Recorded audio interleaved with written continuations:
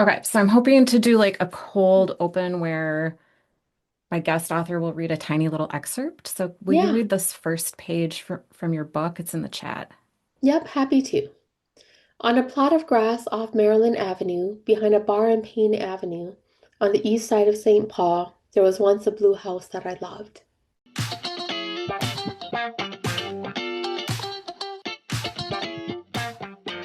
Welcome to the Read Minnesota Books podcast. It's a brand new podcast featuring interviews with Minnesota authors, recommendations, and publishing news. I'm Deborah Copperud, a writer in Minneapolis and the host of Read Minnesota Books. Let me take you back in time to the year 2008. The Bush years were about to be over, finally. Barack Obama was about to be elected president of the United States. I had a shiny new master's degree in library science and my first professional job at an architecturally significant library in downtown St. Paul. That summer, a friend of mine invited me to go see an author reading after work at the Rondo Community Outreach Library, also in St. Paul, where I first learned about Kao Kalia Yang and her work. She had just published The Late Homecomer, a Hmong family memoir, a book that won many awards, and I liked the reading, but I was also like, who is this lady? She's my age and she wrote a whole book already? Come on. Since then, Yang has written many more memoirs: The Song Poet, Somewhere in the Unknown World, and Where Rivers Part. She co-edited a book about miscarriage and infant loss. She was a librettist for an opera based on The Song Poet. She's also written several children's books, including The Blue House I Loved, which just came out from University of Minnesota Press. Yang was the Star Tribune's 2024 Artist of the Year. Last year, she broke a Minnesota Book Awards record by winning 3 awards for 3 different books. And her work has been recognized by the National Endowment for the Arts, the Chautauqua Prize, the American Library Association, among other organizations. Too long of a list for a short form podcast. Welcome. Thank you for having me. Because this is a geographically specific show, I'm going to ask everyone, what's your connection to Minnesota? I came here as a child refugee at the age of 6 with my mom and dad and older sister. It's been my home since. And tell me about your latest project, The Blue House I Loved. With the Blue House I Love came out yesterday, February 10th. I have been working on it for a long time. Illustrations are by Jen Shin, a Yale trained architect who I had dinner with many years ago. She shared that her dream was to illustrate a picture book. I knew I had a manuscript about a book, about a house, excuse me. And so it's a long time collaboration. I'm so excited about this blue house that I loved. It's now just a plot of grass off of Payne in Maryland, but it once was the house where my family went on every single trip away from our house in the housing project. We lived in the project. My uncle and his wife and their 8 children lived in the downstairs duplex in the blue house I loved. And it was where we went after school, play dates, vacation, everything. Well, it's a beautiful book. I love the illustrations. Are they true to what you remember the house being like? Very much so, because oh, that house is stamped in my heart, Deborah. And Jen got it exactly right. Nice. It reminds me of the Ernest Hemingway line from A Movable Feast, but this is how Paris was in the early days when we were very poor and very happy. Have any of your family members who lived there with you told you how they remember the Blue House? Yes, we talk about it all the time, my older sister and I. In fact, yesterday during the launch, she came and I couldn't look at her, Deborah. We were just across the street in the library launching this book, and I could see that tears were streaming down her face. It was a tiny little house. There were a lot of us. But my God, there was so much love, so much adventure, so much of learning about America through the windows and through the TV.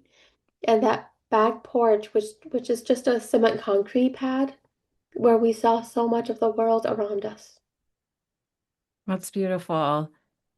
So you said that you had the manuscript for a while. Was it something you originally wrote for On Being? Yes, yes, it was. But I knew that I wanted it to live as a children's book. My kids, every time we pass by this empty plot of grass, I say, that's where the blue house was. Oh. And they would look at me and I could see it, that they didn't see it the way I did. The ghost of the house stands there. Young Galia and her cousins are still in that house. But my kids, it's just this empty lot. And so I knew that I wanted to write it as a picture book. Also because I was recognizing I'm a deeply nostalgic person. And my daughter is the same way, Deborah. Every time we pass by the old house in Minneapolis, she's like, that was my house. That was my house. And I could see again this empty look on the boys' faces. They couldn't be where she was. They didn't Mm. inhabit that memory. But I've talked to a lot of elders, and my God, the houses that we are haunted by. I knew that there was a very real audience and a very real need. This act of remembering, this very human trip back to the places that make us who we are. Lovely. So those themes of like family, nostalgia, place, that's like a through line in all of your work. You're very prolific. Can you tell me what favorite part of the writing process? Well, what's your favorite part of the writing process? Do you like to draft? Do you like to revise? Something else? That first spark of inspiration, the thing that puts me to the page, when the stories are there and I feel them and I can connect with the emotional truth of that first experience writing it out, that is my favorite. Editing is less fun. Editing is a much more tedious task for me. In fact, I'm now in my mid 40s and I'm only beginning to learn how to appreciate editing, Mm. which is a hard thing for a writer to say, because so much of the process is editing. But now I can see it as an opportunity for me to make it better than it was. hmm Do you have a favorite Minnesota writer? Yes, Louise Erdrich. I Mm. remember writing my graduate school application and talking about her language and what she was doing for her people, and dreaming that perhaps one day, if all the ancestors are willing, that I could do the same for mine. Do you two hang out together? Do you know her? We do know each other. We met when the late homecomer won the Minnesota Book Award. I wanted to meet her, but I was so scared, Deborah. One of my sister's college professors was there, and he held me by the hand and took me to her table. She was signing books, and I said, Louise Erdrich, I'm your biggest fan. And she was like, oh, nice to meet you. Very polite. I walked away with a flaming face. And then later on, after the ceremony, after I'd won for the minute for the late homecomer, I heard somebody yelling my name, and I turned around and it was Louise Ah. coming up to me and giving me the biggest hug. And then years later, when the song poet was up for the National Book Critics Circle Award, Louise was also there for one of her books. And of course, we knew she would win, so she was sitting by the aisle, and I was sitting inside. So it was Louise, her daughter, me, and then my husband. And when they were announcing my category, I felt somebody holding my hand, squeezing it, and I thought it was my husband, Deborah. So I squeezed that hand for all I was, all I had in me, only to look down and realize, oh my God, I'm squeezing Louise's hand. It's been a beautiful evolution of a dream coming true. Nice. Is your book available at her store, I Birchbark believe Books? so. Yes, I believe all of the memoirs are, and perhaps some of the picture books as well. Nice. Mhm. So, sort of speaking of Minneapolis, you wrote a very, and Minnesota and the Twin Cities, you wrote a very candid letter from Minnesota for the website Literary Hub that was also published in the Minnesota Star Tribune. And I will link to it in the show notes. We're talking on February 11th for a current events timestamp. How have you been dealing with the federal occupation? It's been really hard, especially as a parent and as a Yeah. daughter. My mom and dad are really scared, Deborah, and so they don't go outside. Doctor's appointments and everything, they're pushing and pushing to the side. So I worry about them. They both suffer from PTSD from the war years. They know what it is like when men with guns are walking the streets. So the old fears are alive again.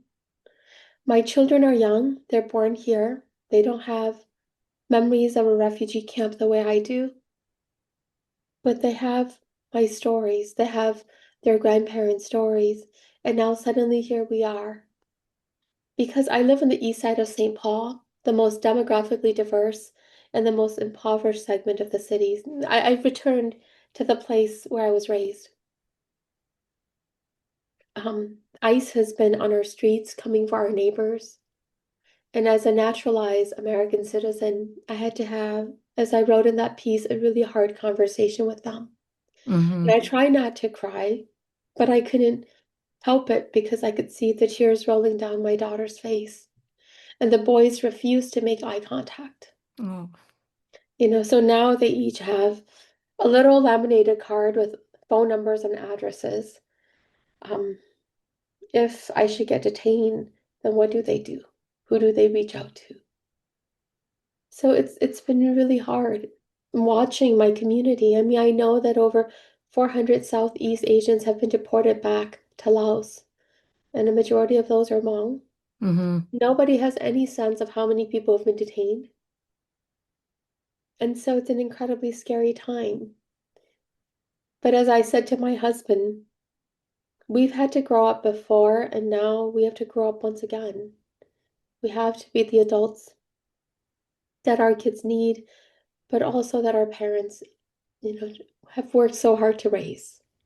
It's one of those moments when you can feel yourself and all of the pushes and pulls to do different things, but you can feel yourself standing not simply for yourself, but for others. Hmm. Hmm. Well, thank you for that update. I'm so sorry that your family and all of us are going through it. It's a terrible situation. Incredibly tragic for like the history of this country, you Hmm. know, and tumultuous. But that seems to be the name of the game with this current administration. I know. This next question is going to sound really frivolous. Yeah, Um, are you an online person? Like Instagram I stuff? Where am. can I folks follow wish you? I wish I was less so. But especially with everything going on, I find myself like so many other Minnesotans looking for any kind of news.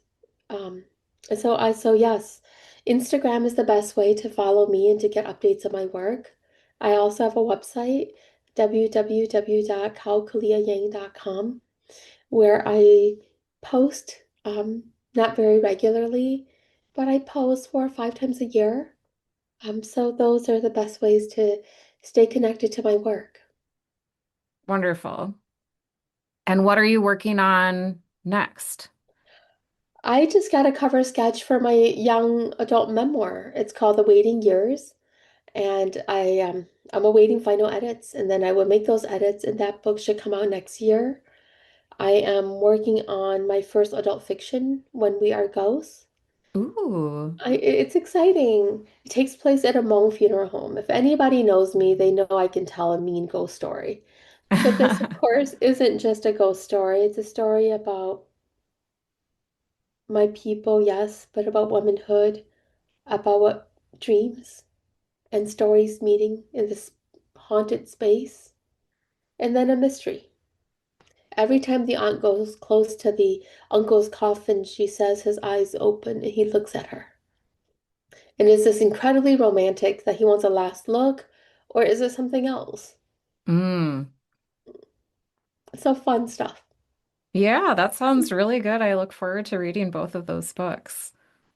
Yeah, thank you. I'm excited for them to be in the world. Well, it's been so great to chat with you about your work and about Minnesota books. Thank you so much, Kalia, for being on the Read Minnesota Books podcast. I'm so honored. Thank you for having me. Now it's time for my recommendations. You should go buy The Blue House I Loved or any of Kalia's books. I'm going to recommend that you shop at Wild Rumpus Books. This is not an advertisement. I just like that bookstore. It's worker owned. It's in a cute little Minneapolis shopping district called Linden Hills. They have live animals in the store, and they recently did a book drive to support Minneapolis public schools during the federal occupation. Thanks for listening to Read Minnesota Books.